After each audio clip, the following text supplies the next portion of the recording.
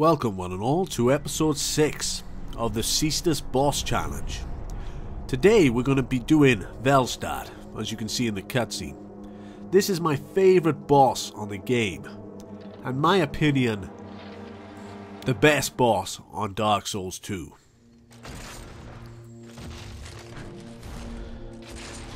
And I've decided to keep the cutscene in because it's kind of cool, and I like this guy, so yeah. If you're on playing some co-op with me and we come up against this boss, please don't skip the boss if that's okay.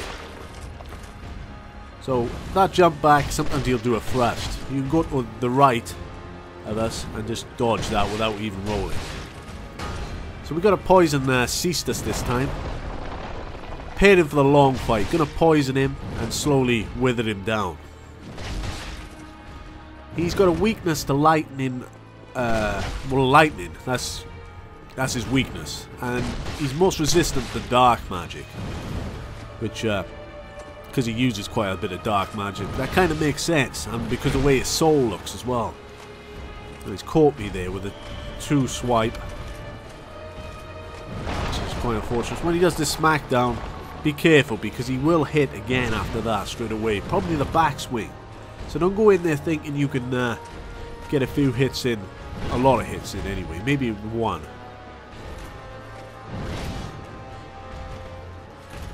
But if you got a shield with these 2 swipes, it's kind of easy. When he sits down, he's going to be going to a second form, most probably. But saying that, he can cast dark magic straight at you, which can be kind of hard to dodge. But he's hit down couple of the pillars here, so that's going to make it easier for better movement for us. Well, I just took a lizard buff mushroom, but shouldn't really be using them. I normally keep them for Nasandra, which we will be doing next episode, by the way. So we got poisoned on him, so you can be poisoned for anyone who wanted to know. You can clearly see it. It doesn't last very long, and I think it only does like 15 points per second damage over time, so... But we're doing it anyway. But I've come into this fight many times, just this room, just trying to dodge all his moves. So... I'm mostly okay. He's going with the dark magic right in front of us. Try and get behind him if you can, because that will one-shot you if you haven't got a lot of vigor. Oh, there it is again. And watch out for the backswing. One hit, then go. I do love this boss, as I keep saying, I know.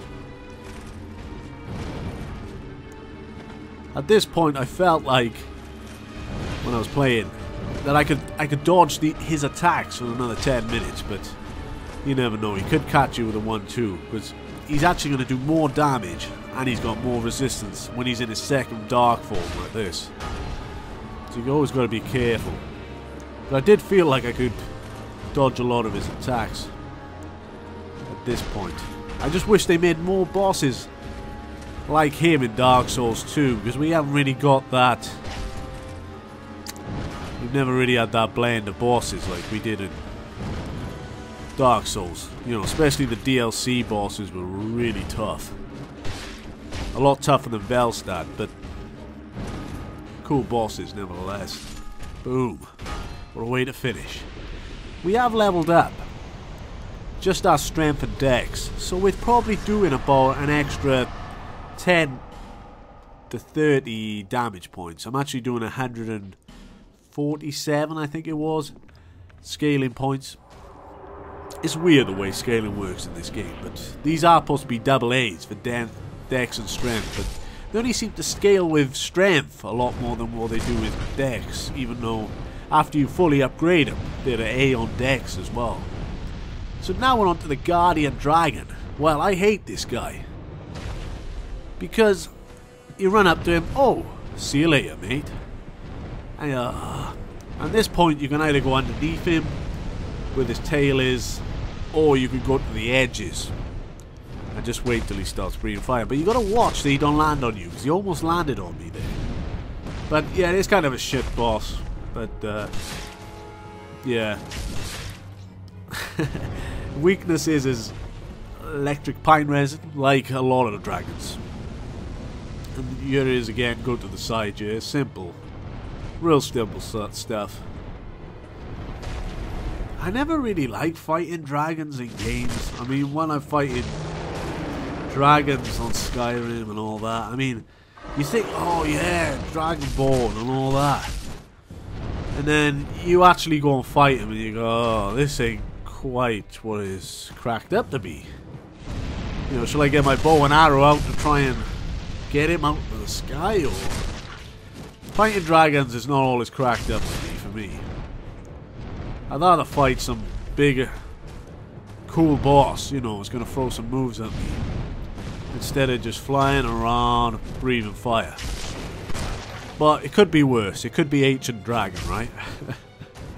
Oh, don't even get me started with that. Don't even. Just don't. Alright, actually, I'm not even going to say any more. So you got to watch with his feet, because sometimes they almost home into you, them bastards do. Like, I've been under, and I've almost been at the other side, and his foot has still managed to home in on me. Like, flipping heck. He's got some feet on him, I tell you. Saying that, you probably could get hit by one of them. It probably would hurt, but besides the point. They do home in on you, but I suppose they got to make this boss hard in some way, because his pattern is really easy to be worked out.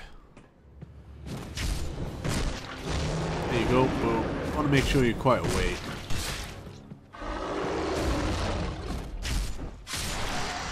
There you go, the Guardian Dragon. Not one of my favourite bosses. So let's move on to the next one. Next up, I done the Smelter Demon. I thought I might as well do it, even though it's an optional boss. And then I died a lot again, and Rocky's lost his hair. And I sort of ran out of effigies on this playthrough. I probably said in the last part, that's the reason why, well, Rocky's looking a bit torn up. But I'm doing a hell of a lot of damage. I should have come here a bit sooner. We've got the electric pine resin on again, as I always do. And yeah, look at that damage. A lot. He's already going into a second phase.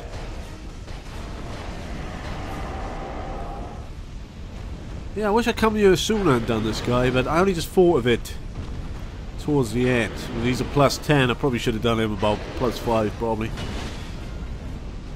The only thing I hate with this guy, well, is he's really slow and stuff, but I don't know if they fixed it yet, but have you guys ever got stuck into the wall?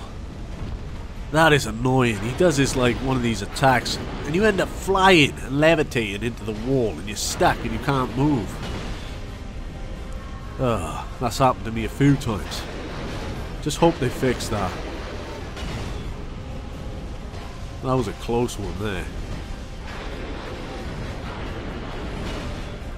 But very slow attacking.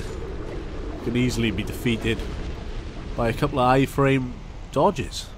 Okay, thanks for watching, guys. Next episode we'll have the Throne Watchers and Cassandra. So it'll be the last episode. See you next time.